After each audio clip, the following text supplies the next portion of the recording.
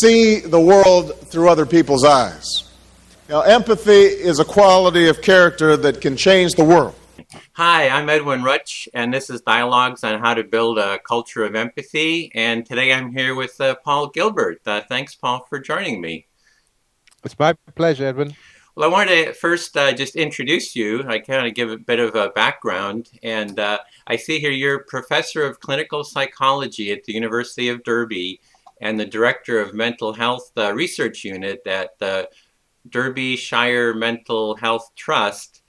And That's right. And you've published over 20 books, and a couple of titles I see here is one is Depression, the Evolution of Powerlessness, Overcoming Depression, a self-help guide using cognitive behavioral technique, and The Power of Self-Compassion, using compassion-focused therapy to end self-criticism and build self-confidence. And there's another, I believe the most current one is compassion-focused therapy. Is that the new one? Or Yes, that's right. Yes. Mm-hmm. Yes. We have a number of authors now writing compassionate approaches to various problems like anxiety, anger, and some of our colleagues are in the States. So there's quite a lot of interest now in compassionate approaches to dealing with mental health difficulties. Yeah. Do you also have like an imprint that you have, a publishing imprint for doing a whole series of books related to? That's right. Yeah. And that's so that's here. That's Constable Robinson, and in America it's New Harbinger. So we're publishing a whole series of books on compassionate approaches to different emotional problems. And you've developed a process called compassion-focused therapy. So it's I see it's like a form of psychotherapy that emphasizes development of self-compassion in people who are prone to feelings of shame and self-criticism. Yes, there are three forms of compassion that we focus on in our therapy. Self-compassion is one, but only one. So compassion is flow, really. So there's the compassion that you are sensitive and open to from other people. So when people are kind to you, you're able to experience that kindness and respond to it. Now, for some people who are very mistrusting, they say, yeah, but you're kind to me because you want something. Mm-hmm. And so they have ways of not really processing the kindness coming into them. So that's one flow, the ability to experience kindness and also to elicit it in other people. The second one is for you to be kind to other people. Okay, the ability for you to be able to be empathic and kind to them. And then the third one is self-compassion. So there are three forms of compassion that we're interested in. And is there more of an introduction by way of your background? I know that you had started out studying shame. Was that correct? I'm just wondering kind of what the flow is of your kind of evolution in development in these processes and exploration of compassion. Okay, so many years ago, when I started back in the 70s, I was very interested in trying to understand the mechanisms of depression. That was my PhD from an evolutionary point of view, because it seems so maladaptive. And trying to understand what are the mechanisms that actually make people lose positive emotion. So they lose drive, they lose energy. So, we know that when animals are defeated, when they get a serious defeat, or when they have a major loss, they get disrupted from their attachment relationships. These are times when positive emotion can just take a dive. So we were kind of looking at that, and we were looking at the issue of people who are depressed often feel like they're defeated. They feel defeated, trapped, and very inferior. They feel like low rank, I'm nobody, I'm worthless, So there was a link between feeling inferior, down rank, and trapped, and depression. And out of that, really, particularly the study of inferiority, what is it about inferiority? Why do people feel so inferior and worthless? Came our studies of shame. And shame, we then looked at shame in two ways, which we called internalized and externalized shame. So externalized shame is the shame that I might feel if I thought you were looking down on me. It's the shame we feel if we think somebody else has made a negative judgment of us.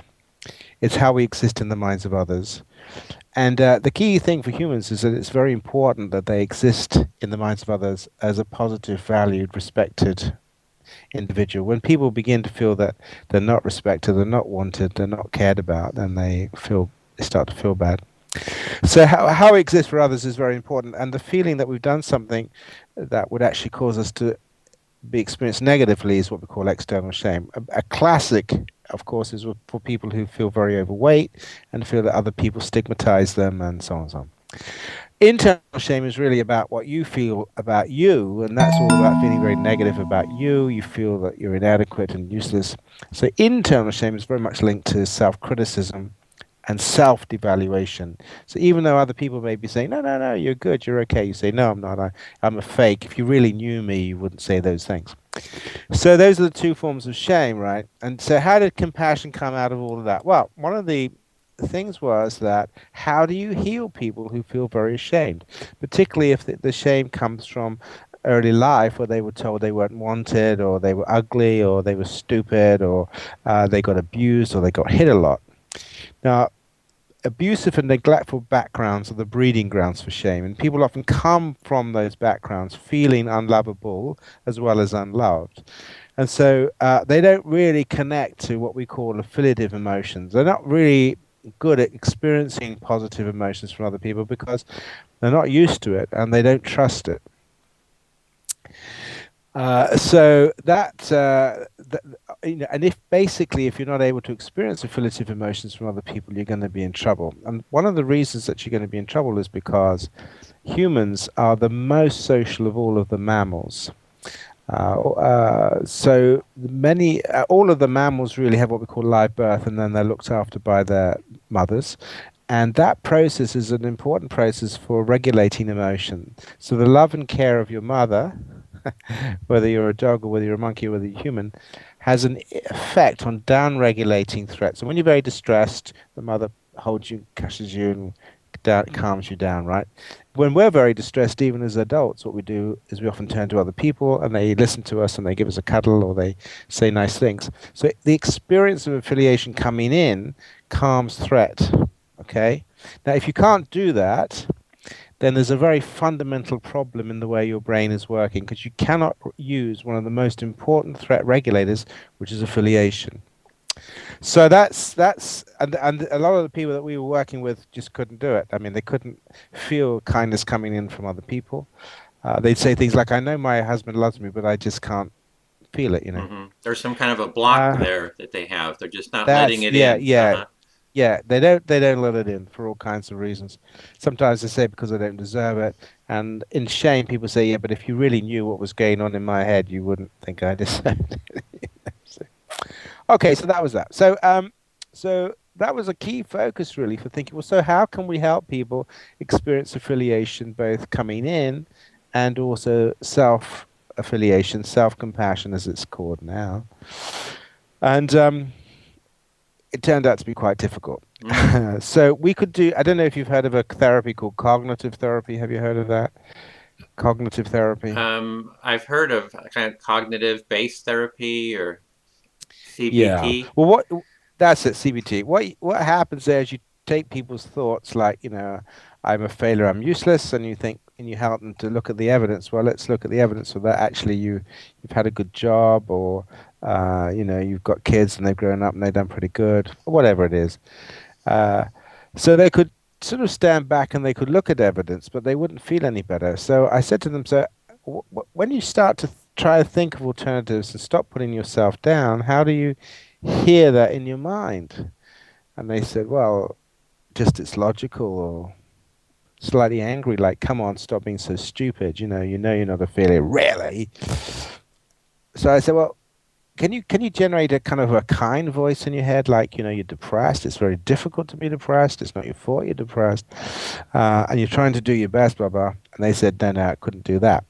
So the ability to generate positive emotion, affiliative emotion, to come in, experience of coming in, and to be self-compassionate or self-affiliative was very, very difficult. So we then set about, with our patients, I have to say, finding step-by-step ways in which they could begin to start to experience generating affiliative emotion, allowing themselves to experience affiliative, genuine caring emotion interest from other people, and also develop it for themselves. So it's a bit of a long-winded way of explaining it all, I'm afraid, but that's basically the story. Yeah, well, that's what I was kind of interested in, how it evolved. And it sounded like you started with kind of exploring depression.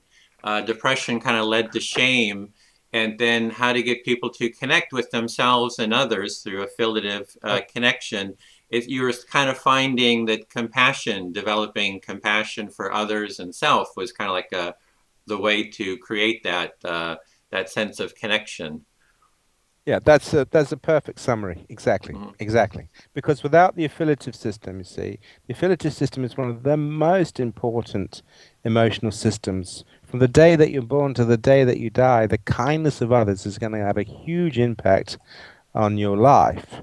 We also know that love and kindness even affects genetic expression. So children who grow up in loving, caring environments are quite different from children who grow up in hostile, abusive environments.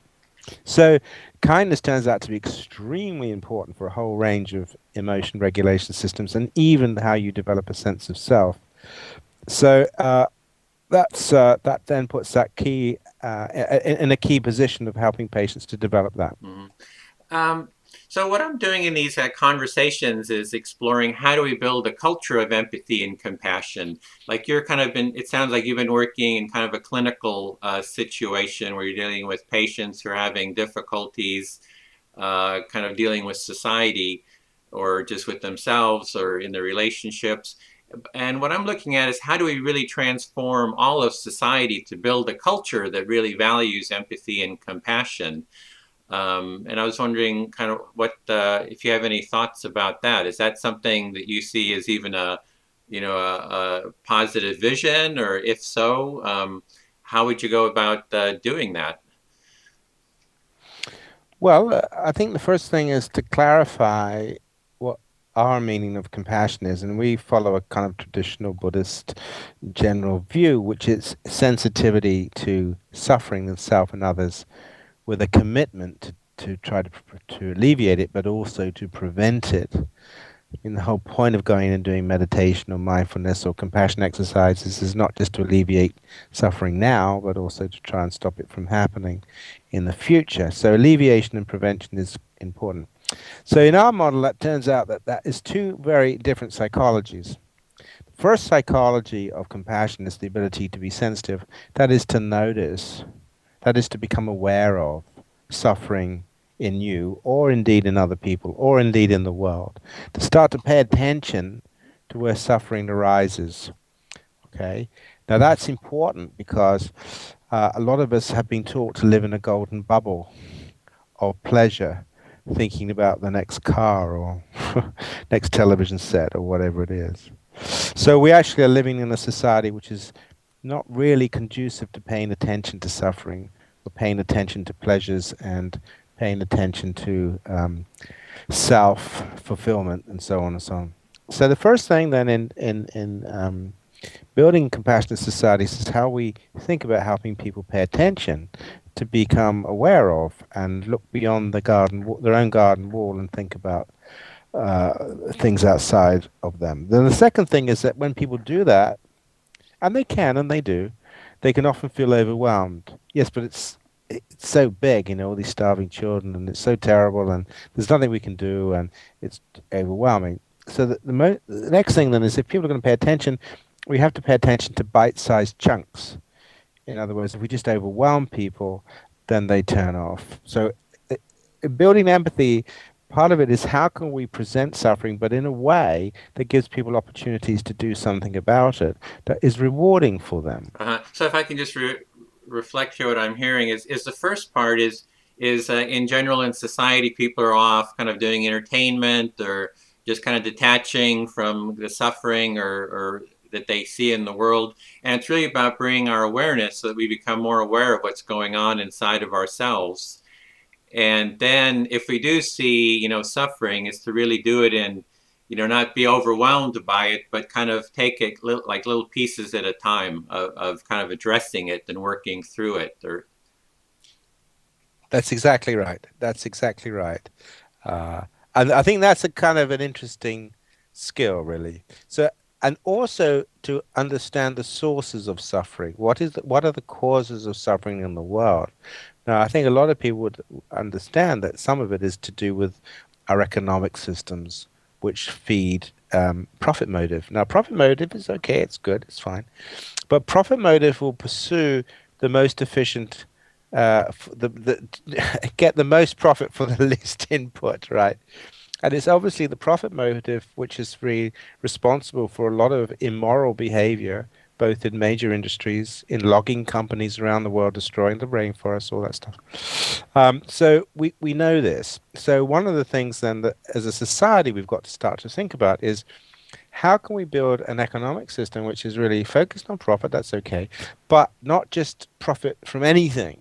I mean, otherwise you without any regulation. And one of the interesting from a political point of view is the recognition that if you deregulate humans, right, not because they're evil or bad, but because they like profit, then they will go for that. And the banking crisis, I think, was a very good indication that deregulation of competitive behavior in the human mind is dangerous. You have to regulate it. If you regulate it, you'll be okay. Now, Roosevelt actually understood all this back in the 30s. And after the Great Depression of the 30s, they built in a lot of regulation, which then Reagan and Thatcher and Blair, they all deregulated. So regulation is really important. We have regulation of logging companies or oil companies or whatever it is. And to be careful of the forces that say, yeah, but if you regulate, you can't make enough profit. If you don't make enough profit, you don't have enough investment. So on a scale which is to do with the economic systems, it's about how we pay attention to suffering and recognize that we have to regulate. Now, this is true for ourselves as well. Because if we just simply maximize pleasure all the time, we drink whenever we want, we smoke whenever we want, we don't take any exercise, we can do that, but our body is going to kind of get clapped out. So just as we need to learn how to restrain the pleasures on an individual level, we have to find out how we can work as a society with governments to bring in restraints through legal means, I think, to bring society back to being focused on a moral capitalism, which we don't have at the moment. So that's at that sort of level. The second aspect, really, which brings me back to the other point you made, is the fact that there's quite a lot of interest now in what is called compassionate leadership. Because what we know is that a lot of the business and leadership psychologies were developed for expanding economies after the war in the 60s. And we don't really have much for the management of reducing economies and dealing with self-restraint. This is the big moral crisis at the moment, self-constraint. You cannot have or do exactly what you want. You can't just go and make profits by cutting down all the rainforests or all these things that the people are doing. So, and what's interesting there is it's how you build from the bottom up. So if you want to have compassionate solutions, you need to hand the problem to the people who can solve it, and that is the people on the ground. I'll give you one example. In the British Health Service, right, the government's very concerned about having more compassionate care on the wards. Okay, well, great. So we want compassionate care in our hospital, great. So what they do then is they then get their experts together to write documents. These documents then get circulated around. This is what you're going to do to be compassionate, right? And of course, that's absolutely not the thing to do. It's kind of like a top-down approach. It's like, this is what compassion is, and we want you to follow the rules to be compassionate, and here's the policies and procedures. And then it's kind of like a top-down, and people feel kind of constrained by that, and it does not feel maybe compassionate or empathic to them, and they get all kind of resentful and take it out on everybody else. Or exactly, you got it in one. So so what happens is you just send threat down through the system, and if we discover that you're not compassionate, we'll fire you, by the way. Exactly. So that is what happens. So let's think about, so how do you build a compassionate, empathic health service, right? From the bottom up. So what you do is you go to the wards or you go to the treatment areas and you say, right, we would like you to work out how you're going to make your service the most compassionate, caring service you possibly can. And as managers, we will do our best to support you to create it. And we're going to have a rolling program that will keep evaluating how we're doing. And then we're going to be creative and have creative solutions if we find problems, right? So when you do that, you're much more likely to generate compassionate societies because people own it. They love it if they come up with a solution for themselves.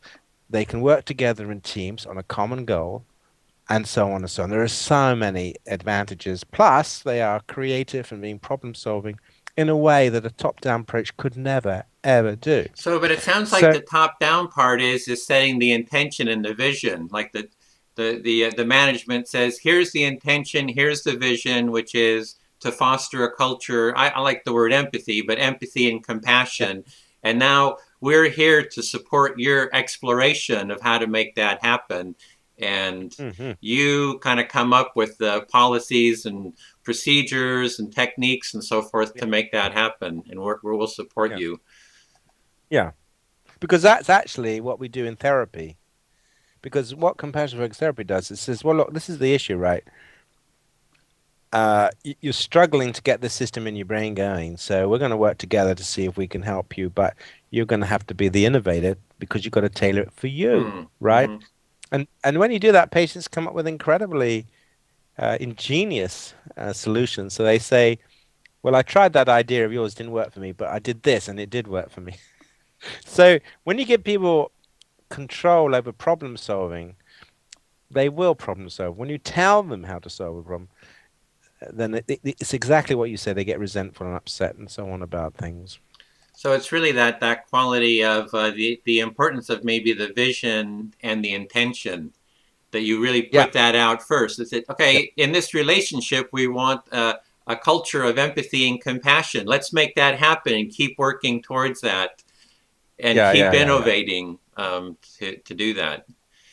So you regulate the powerful and you empower the less powerful to actually ground roots work to bring about a compassionate society. Because I think if you ask most people, they'd say, yeah, I would like a fairer, more compassionate society. Most people would want that, but they just don't know how to do it. And when you hear all these things that are going on with some of the big corporations and what they're up to and some of the terrible things, you know, it takes the drive for compassion out of you, really. Yeah. Well, I use the word empathy a lot because, it's the Center for Building a Culture of Empathy. And I've noticed that you haven't used, you don't use empathy a lot in your work. It's kind of mainly around compassion.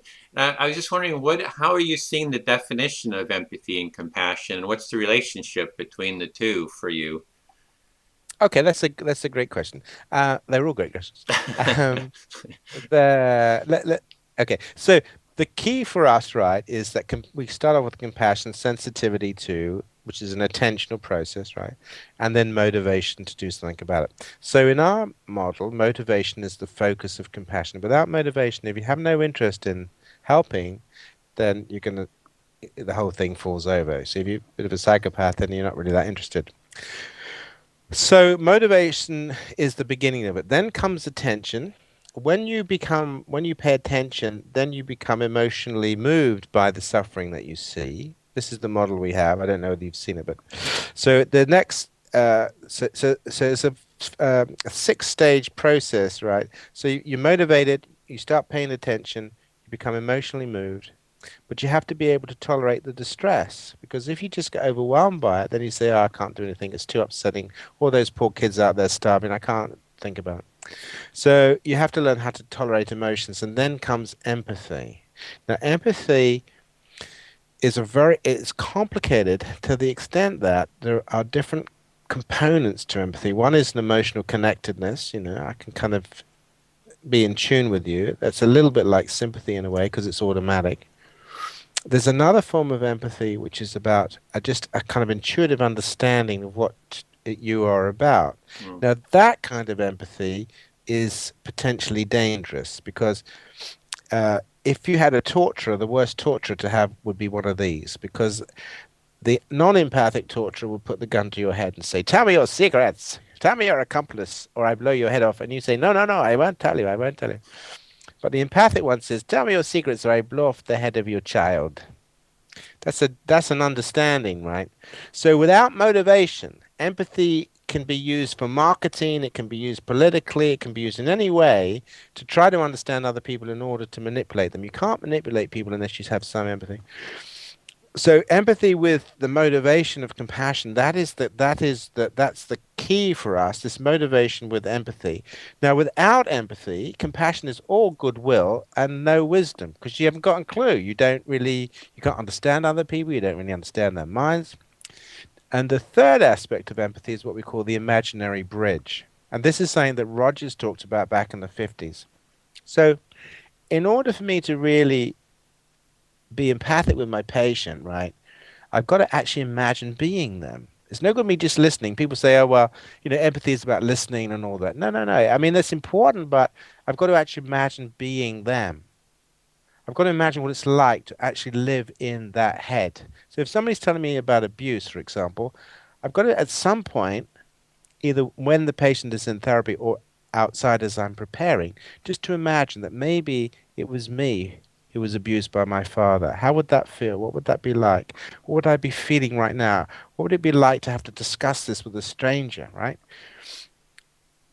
So this concept of empathic bridging is our ability to literally, for a short time anyway, live in the mind of the other person. And one of the processes that we use, one of the techniques that we use for our work is called method acting, which is where you try to create something inside of yourself in order to understand it. Okay, and that's not automatic. That's a talent. You have to work at it. You have to spend time. It's no good just looking at the children on the television and saying, "Oh, isn't that terrible? It's so upsetting. It's so upsetting." But actually, would you spend time just imagining that you are that father who's watching your child die? Just imagine you're watching. Now, that is what really that empathy, that in what we call the imaginary bridge, is what really kicks into the experience of the suffering when you actually imagine this is your child dying of starvation because you cannot, there is just no food. It's just a dust thing. You're going to watch that, right? And the very best movies actually do that. And they, like the movie a few years ago on the American slave trade, where you saw that slaves being put on board ship. I mean, that was terribly moving because it puts you into the mind of the other person. You got to really live in that world. So I think empathy is absolutely crucial if you spend time to do it. It's not just an automatic I feel sorry, oh, isn't that terrible? But you must have the motivation. So we talk about compassion as this combination of talents, this motivation with attention, with capacity for emotional containment, with capacity for accurate empathy, and so on. So that's how we see it. Mm-hmm. Yeah, well, I've been interviewing a lot of different people about empathy and compassion. And, for example, Paul Ekman interviewed him, and he wanted to explore empathy because he thought it's the gateway to compassion. And he said when he went into it, there were so many different definitions, and it was rather confusing and a bit of a morass. And people like Dan Batson, he's laid out, 8 different ways that the word is used. Yeah, And yeah. I've talked to Marco Iacoboni, who's does, he wrote the book Mirroring People, one of the books behind me. And he's saying there's a need to really bring all these definitions together, for some scholar to really put the pieces together, because it's a bit, there's a kind of a lack of clarity or consensus or something, around this. And but from my, talking with people, I've kind of come up with a model as well. And perhaps I could just run it by you just to get your kind of feedback on it. And what it is, empathy is kind of like 4 parts to it. The first part would be self-empathy, so that sensory awareness, mindfulness of what's going on inside of myself. The second part would be mirrored empathy, which would be through mirror neurons. So, and we're always, the mirror neurons are always kind of in play. And as I'm watching you, I'm seeing your hand, here, and I'm feeling, the energy, the feeling. I'm kind of simulating that inside myself. If I was doing this, what would I be feeling right now? So that would be kind of the mirrored empathy. Listening. Yeah. And like I'm seeing you smile, and I can feel, the kind of the radiance that comes out of your smile, and so I have a sense of what you're feeling. The third part would be imaginative empathy, sometimes called perspective taking or cognitive empathy, and that's kind of the role playing that you were talking about. That we can really kind of take the perspective of someone and then feel through our own body what's going on in our body being that person. So if there's someone who's had some abuse, or the clients you were talking about, you can imagine what it feels like to go through their experience.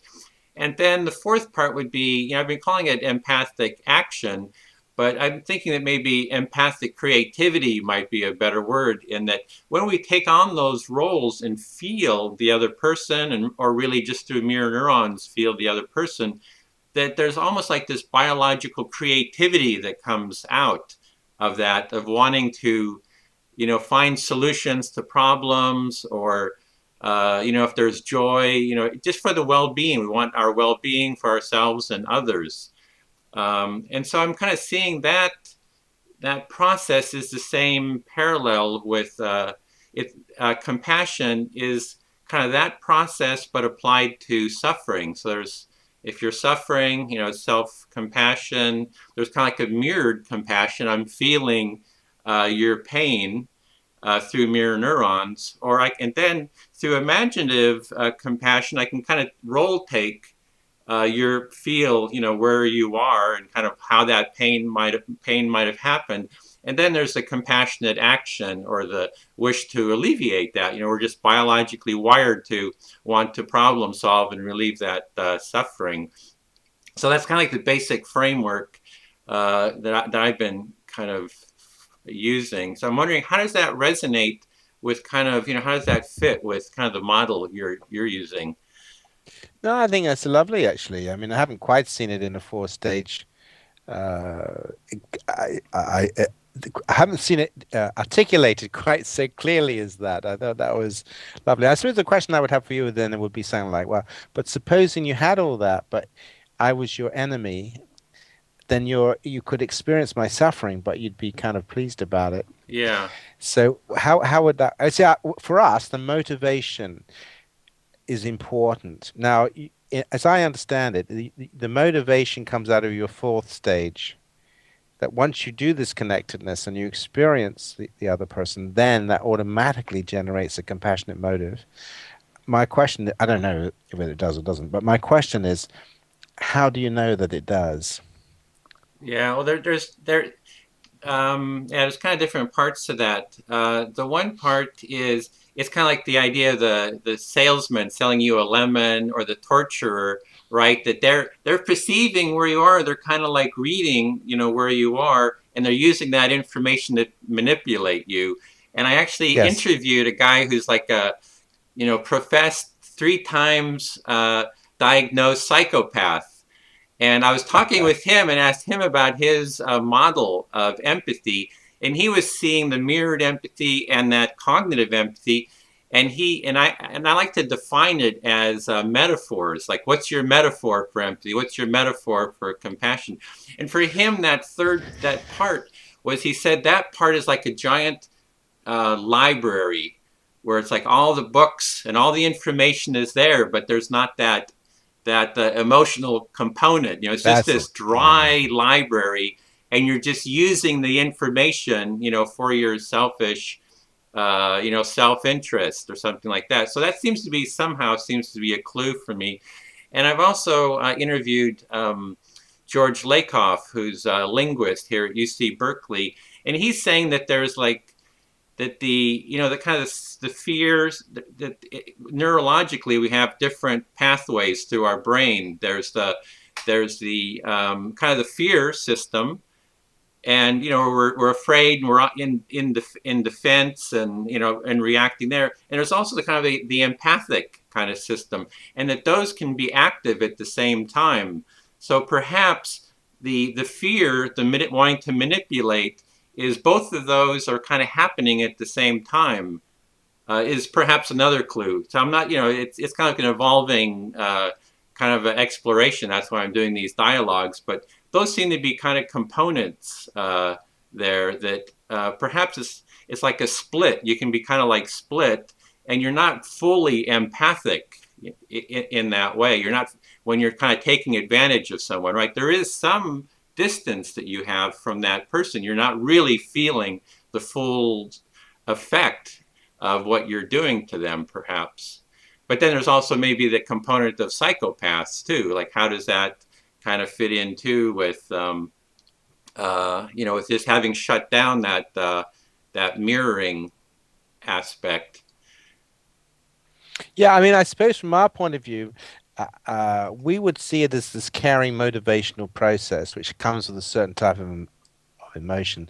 And that begins, as far as we can tell, with the recognition and response to distress call of the parent to the infant. So reptiles, for example, well, actually crocodiles do a little bit, but generally speaking, it's the mammals who respond to the distress calls of their infants. So there has to be a mechanism in the brain such that when one individual senses a distress, the other individual is orientated to do something about that distress. Now that's quite old, but of course in animals it's automatic. There's no thought going into it. There's no, whether it's empathic or not, I'm not sure. It's an automatic process. Distress, do something about it. We also know that birds will do things like feign a broken wing in order to direct a predator away from there. So they'll protect their offspring by taking risks for themselves. So that's also a form of caring behavior. So caring behavior is a very, very important motivational system that's been in the mammals for a long period of time. And the other interesting thing is that monkeys will look after their young, and to some extent they're friends, but they won't look after their old and their sick. In fact, most animals are fearful of sick. They avoid sick other animals. But about 1 million years ago, the fossil record shows that humans started to care for people because they had surviving with broken bones and diseases. So something happened with the cognitive system and the caring system about 1 million years ago, so that we became able to engage in what has been called extended caring. In other words, it's not an automatic process now. I can actually do what you're suggesting, which is I can understand your suffering. And not only can I understand your suffering, that's important, and I can feel with it, but I can understand what I need to do to help you. Mm-hmm. And that may be something that even you don't understand. Yeah. So I can understand. So the empathic has to have some insight, some wisdom about what will alleviate suffering. Not just can it understand it, can it engage with it, but what will actually turn it off? What does Yeah, it? it's like you're having that emotional resonance with someone, the mother with the child, or someone else maybe is in the hunt, someone is harmed in the hunt. Yeah, And yeah, it's yeah, like, yeah, it's that part. I mean, that's the empathic creativity part. Is like, how is yeah, that yeah, happening? I mean, that's kind of the exciting thing right there. Is like, what's happening there that you want to kind of take that action, and that there's like a sense of energy of wanting to yeah, take some yeah, kind of creative action. And if as I understand it with mirror neurons, it would be me feeling, what's going on with you, and then feeling it within my own body, and then kind of finding the solution from yeah, my patterns, the emotional patterns that I'm kind of using. All my experience is kind of finding some kind of a solution or some kind of an act to do. yeah, yeah, And it happens, like you say, so quickly. I do this freestyle dance, and it's like, it's like we're moving, and I've done this where I in the dance I say, I don't say it verbally, but I say, I want to hear what you have to say to me in the dance, and I'll mirror people, and what they're doing, and we get into this sync, and then suddenly at some point it's almost like we sync together, and I already know where they're going to go in their movements, and then I'll offer an energy to them, and they'll take that energy and they'll play with it, and they'll give me back another energy. So it's this kind of energetic play, a creative play that has it's like fun. It's like it's so enjoyable to have that resonance and that creativity that kind of comes out of it. So there seems to be some connection to just pleasure and joy. Yes, I mean that's fascinating, isn't it? That's as you say with the play. Play is very much a way in which you coordinate. If you don't coordinate your actions, like rough and tumble play or whatever, then it can't happen. Play is a coordination of actions into this domain. But the question I want to ask you is this: but do you think, right, that this capacity for empathy has to link up with this other system, this caring system, whatever it is, which is a mammalian caring system? Those two things have to link up before you can have what you regard as your fourth stage of empathy. Yeah, well, let's see. Um, well, I kind of what comes to mind there is the oxytocin Yeah, effect. And when yeah, you talk yeah, about yeah, yeah. mammalian, I think the way I kind of see it is what are the things that are kind of creating that oxytocin? And one of them is we become in sync with each other. Feel that there's something within that synchronization that releases oxytocin is a kind of a calm, warming kind of a feeling. It's like when people are marching, the soldiers marching, even though it might be the society is very like Nazi Germany is very aggressive towards the outside, but within the community, everybody's kind of in sync, and it's releasing this warm oxytocin bath for everyone, who's within the system, and they're feeling really connected and really good. So yeah, so I guess it's like that seems to be one of the steps or potential steps for that creativity. It's like, but what's the actual moment? Is like, what's the actual mechanism, the moment for that creativity to happen? Is that what your question is? Is like, what's the kind of the trigger for that creativity? Well, I was with you on your stages of empathy, but then came the fourth stage, which is where you thought about this flourishing of desire to alleviate suffering. And my thought was, is that a fourth stage of empathy? Or is this empathy linking into a very fundamental motivational system? Because I guess you'd have to be able to, we'd have to be able to talk about the capacity for caring, even if you didn't have this fourth stage of empathy. Oh, yeah. So the caring system for me, which is of course oxytocin, that's the fundamental attachment process. If you block up oxytocin, mums don't attach to their infants and all that. So the oxytocin system is very important, and of course there are differences in the oxytocin gene and all that. But whether that's giving rise to empathy or whether that's giving rise to this caring motivation, this capacity to have an interest and to look after, to nurture, to protect another being, another life. That for me, that would be a motivational system. Oh, well, here's where I kind of, I've heard from the empathic action or the empathic creativity out of the restorative justice community. And Oh in the yeah. restorative justice, which I would actually call restorative empathy, is that, Yeah. there's two parties, and I've done, mediation training and it's like that. And you have two parties that are totally pissed off at each other. I mean, they hate each other, they're angry, there's all kinds of, they're just a big wall between them. So you bring them into either a circle process or one-to-one kind of mediation, and first you empathize with them, you hear where they are, each party is, and you kind of they start feeling heard. Then you turn them to each other, and you kind of facilitate this back and forth empathic dialogue. Sometimes there's judgments. You say, well, try to hear what the other person is, and then at some point, they actually start getting some kind of a sense of connection, some kind of a shared value or shared feeling. And then they start really understanding each other. Oh, you were thinking this when you did this action, and this is what was going on in my mind. And then that kind of understanding happens between the two. And then the last part of mediation is putting together a plan. Well, what do we do now? You kind of just pose the question. It's like, what do we do now? And it's like each person. It's like they start thinking, well, we can get together once a week for coffee, or and then, well, we can get together. I can't make every week; it's too busy for me. Let's get together every 2 weeks. and say, okay, I can do that. How about we meet at Joe's Cafe?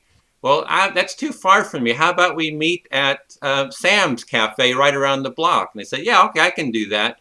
So it's kind of like there's a kind of a negotiated creativity that kind of takes place. I guess that's what I'm.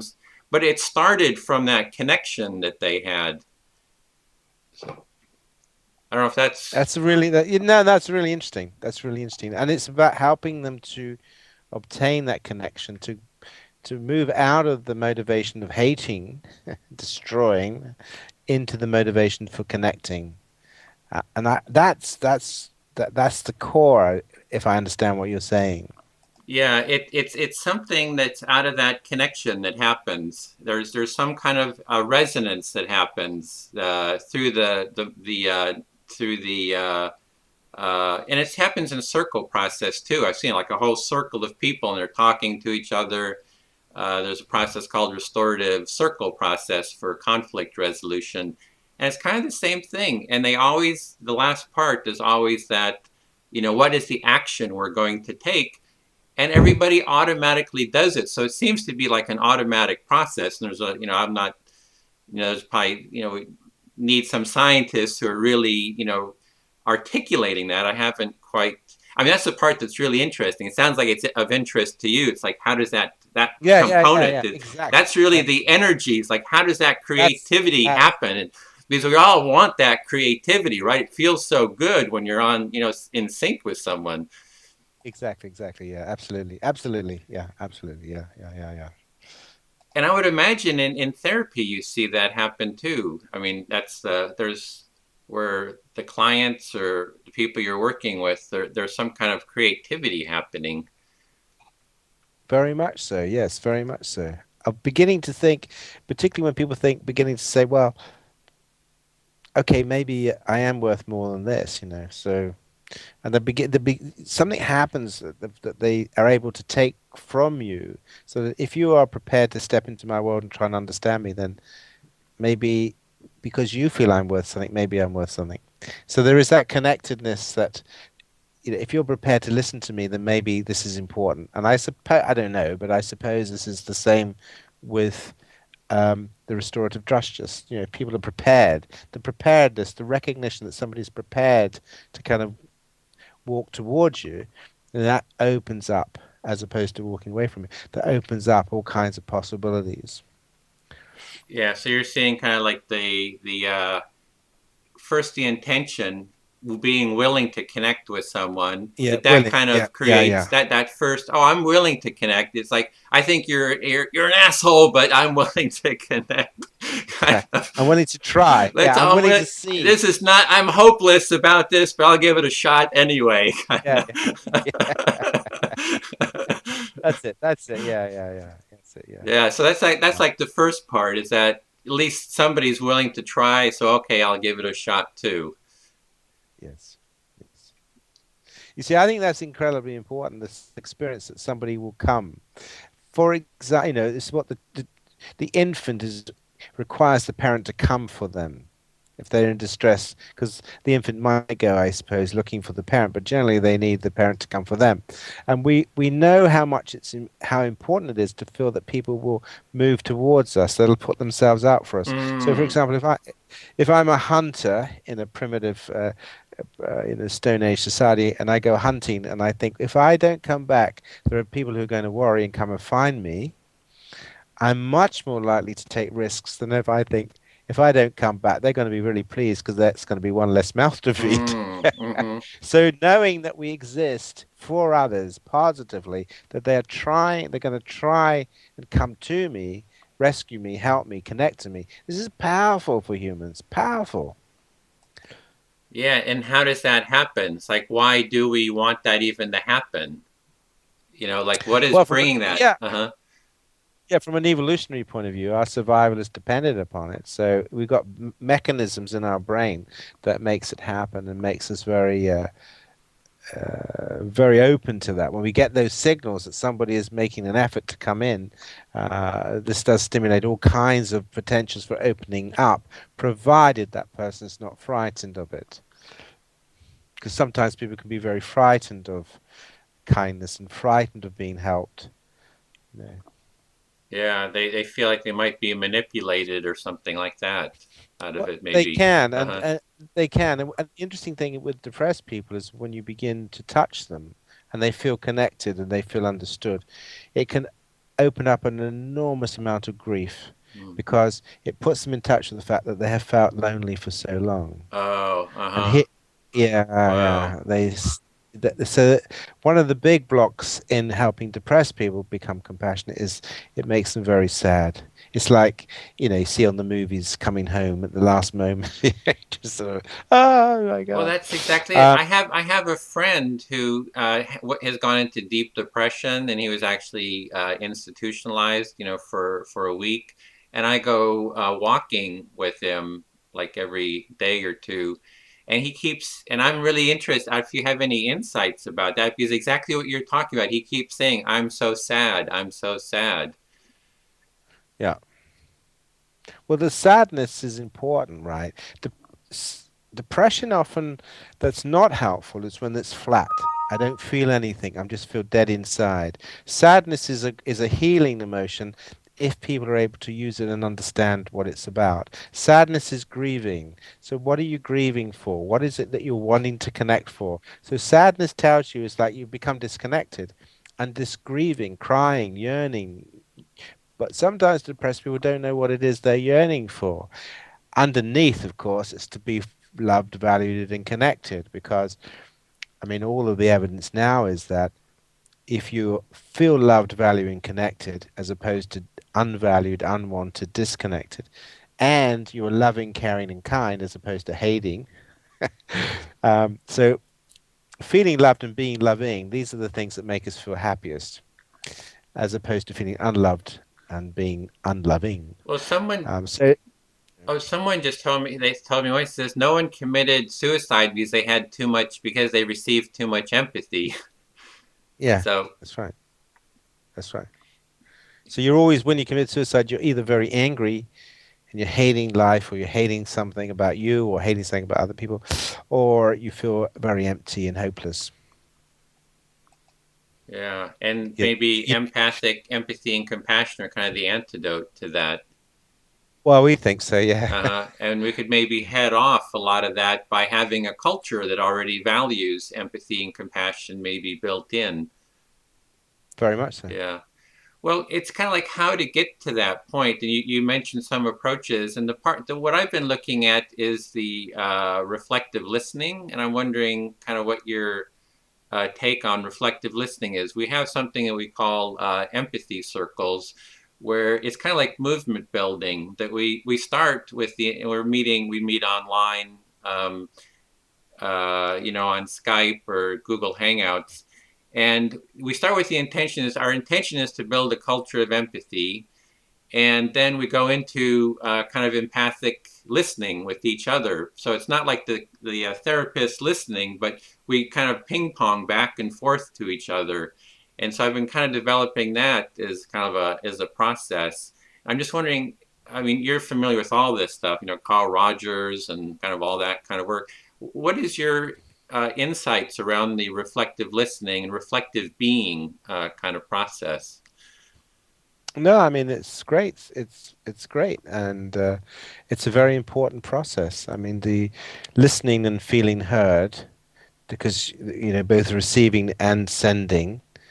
Um, on both, so that's the relationship. So the people, so when you're in it, you're not just the listener, you're also the one that's being heard. It has to be reciprocal Yeah. in that sense. No, I mean, that does build connectedness. That does build connectedness.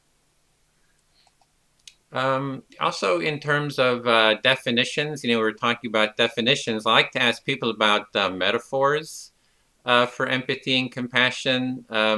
And for me, typically empathy is defined as the metaphor of standing in someone else's shoes, looking through someone else's eyes. And for me, empathy is kind of like a cornucopia, in that as I empathize, it kind of opens the world up to me, to this richness of experience. And so I was wondering if you have any metaphors for kind of what empathy and compassion or even self-compassion are like. No, I would go with your metaphor for empathy. But as we mentioned, that's you have to create space in your mind to do the imaginary journey. It's not just imagining from the outside. You have to really become that person for a while, and that takes time. And you can't do that kind of imaginary process just through talking. You actually have to stop, slow down, and just really imagine. So I think that's how you learn to walk in another person's shoes. I mean, method actors even sometimes, like go on, if they're going to play a homeless person, they might live as a homeless person for a couple of days, just to try to get the feel of what it is to be in that state. For compassion, I'm not sure what metaphors are. I think for us, one of the key things is that compassion. Well, there are two things about compassion which are often misunderstood. Firstly, compassion is not really about ascending to some higher plane. I'm a compassionate person. This, walking around like that. That doesn't really turn people on that much. I mean, they may admire it, but they'll often say, "Yes, I can't do that stuff." Compassion is really about descent, to coming down into pain, coming down into the courage to come into pain. That compassion is about courage to come into pain. It's not about moving away from it up into this sort of level.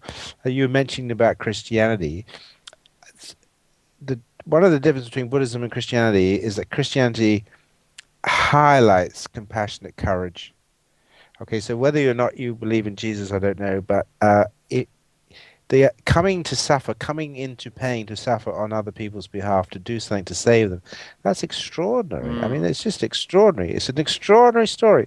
And that's why the story, whether it's a real or an archetype, it's up to you to think, but it's such a powerful that this person would, or being, or whatever, would come into pain, to, take pain in order to save someone else. So compassion is really about courage. It's not only just about self-restraint. It's not only just about sharing. I mean, many of the Christian values are absolutely based on compassion, sharing. So the problem is we have a lot of people who claim to have these values and yet turn them exactly on their head. So, Jesus said, heal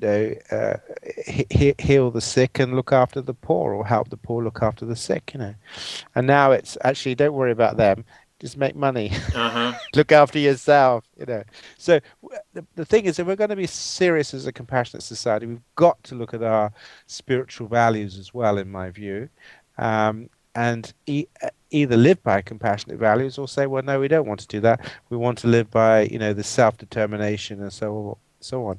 But to the best of my knowledge, hardly any Christian, hardly any religion focuses on self-determination and go it alone, chap. And it's all about my wife would take that. It's all about just one moment.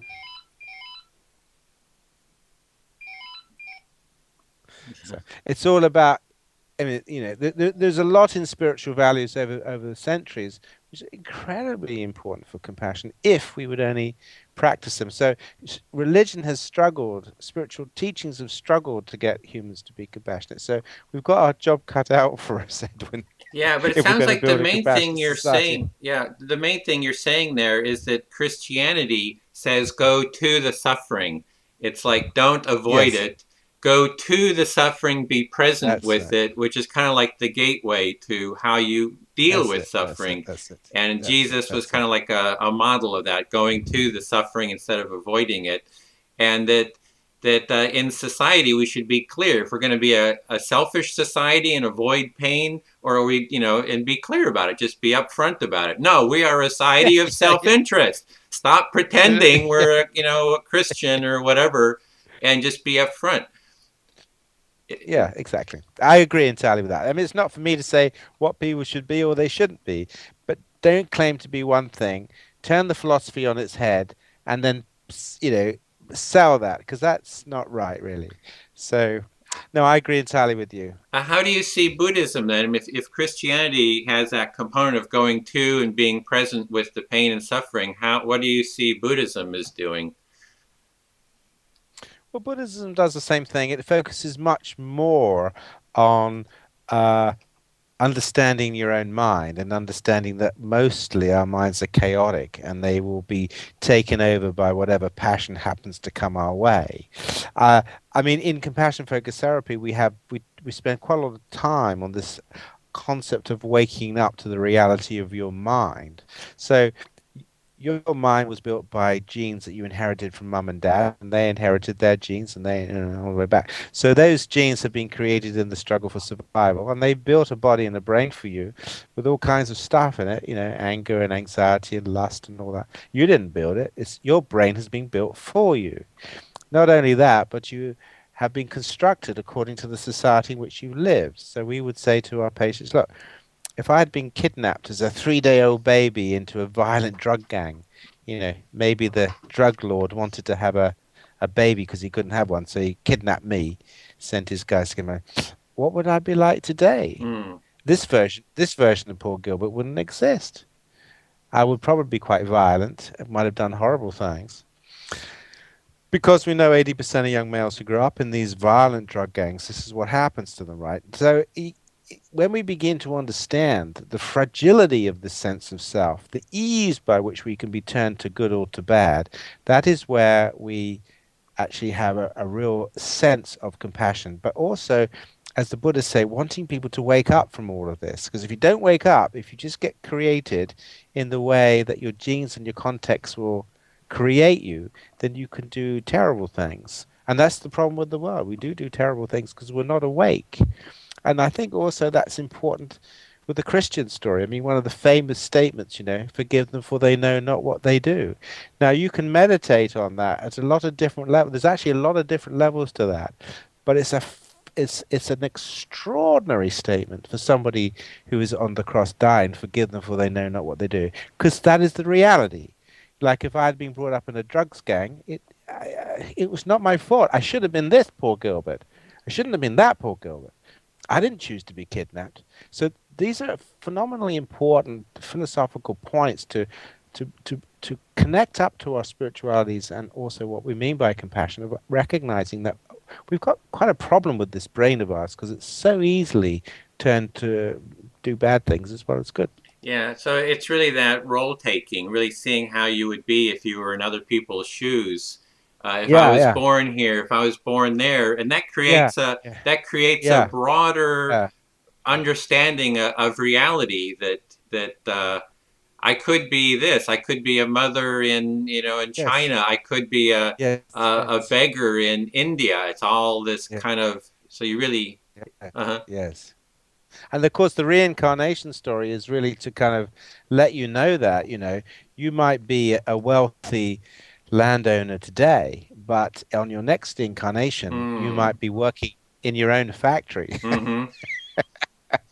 as a child slave laborer. So be careful because the wheel turns, the wheel always turns. Mm-hmm. So these are ways in which we try and help people think about just imagining being in other people's shoes. But I mean, it is an important, what you're saying is absolutely fundamental. It is key. If you can't do that, then the whole edifice, even if you have the motivation to be kind, if you can't get into other people's shoes, you can't imagine other people, you can't imagine their suffering, then it, you can't, compassion is just a nice idea. Oh, great! This has been fascinating. So glad that we kind of got connected here and we're able to have this discussion. It's been just immensely interesting and fascinating and insightful for me. So grateful for you taking the time to do this. Oh, my pleasure, Edwin. And I loved your four stages of empathy. I thought that was haven't seen that like that before. I thought that's very clever. I'm going to think about that. Yeah, I have a web page where I put that. I call it the wheel and feel of empathy. So those four stages are in a wheel format, and it Right. can keep becoming it, and it's with spokes, so it can keep getting more granular in between. And so it's kind of like a model, but then there's also what does it feel like, right? It's like what does empathy feel like as a felt body sensation? So kind of looking at it from that point of view. I didn't ask about that. That would be a whole nother. Maybe that's for our next conversation. We Yeah, could. yeah, yeah, yeah, yeah. Uh, Yeah, So, yeah, the experience of the body. Yeah, that'd be fantastic. uh, So, have you sent me your website address? yeah, it's cultureofempathy.com. It's all one word. Yeah. And I'll show Okay, it here. Is your main website is compassionatemind.co.uk? Is that your that's it. Yeah, uh-huh. that's it. Yeah, yeah. And like all It's a sorry. yeah. We're a bit out of date. We need to really update that. We need to update the website a bit, I'm afraid. But it's we're just handing over the website to somebody else to start to look at it. But there's a lot of links there that if you go to where other websites, there's quite a lot of other websites to look into and things. Uh-huh. Yeah, so it looks like a great resource for kind of all your work and links out to other sites too there. Yeah, Uh-huh. yeah, yeah, yeah. Okay. Well then, we've gone for about an hour. I don't want to keep you over. I know you're busy, even though it is a Sunday today. Um, so yeah, No, it's been great. yeah. It's been a real pleasure, Edwin. And keep in touch. And if you want to join the Compassionate Mind Foundation, normally it's for people who've been training in CFT, but then just I'll send you the link and you can join. You'll get various things coming through the mail. So if you're interested in that, Oh, I'll definitely. send that to you. Yeah, and we'll meet when you come here to Berkeley in the Bay Yeah, Area yeah. next year too. I Let's hope. do that. And we're also doing panel discussions. So um, perhaps that's another thing because I've interviewed people like Kristen Neff who you work with and others in this field, and we can also do online panel discussions where Yeah, multiple people are in these calls. So perhaps that might be of yeah. interest if there's any But topics. I think your point is a good one. I mean, we've got quite a lot of data now about how you train individuals, right? Listening skills, mindfulness training, compassion training. The issue is, how do you move society? How do you shift society? Given that society for 2, 3 thousand years have had quite compassionate religions, but they've all got distorted. Okay, so there's a distorting process in the compassion message, and it's about how we find a way to counteract the way in which compassion often gets distorted. I mean, I don't know if you've spoken to Chris Germer yet, but No. he will tell you that he's the mindful. Have you the mindfulness self-compassion guy? Yeah, Yeah, he I've will seen tell the you. interview that was done with you, Kristen, and him too. I have that here. Yeah, so he would say that when he does mindfulness workshops, he gets about 50-50 men and women. When he does compassion workshops, it's about 5% men. Yeah. Uh, and men, it's the key for one thing is to how to get men to take an interest in compassion because they think it's about weakness and softness and gentleness. Well, it can be, but not always. Bob Geldof, I don't know if you remember Bob Geldof, who did the Band-Aid in the 80s, pop star. Uh-huh. Do you remember I that? don't remember it. Yeah. No. Yeah, he was. There was a big famine in Ethiopia in 1984, and so he got a lot of top bands together all Oh, around the uh-huh. world. Do you remember that Uh-huh. called Yeah. Band-Aid? No. Yeah, Uh-huh. yeah, yeah.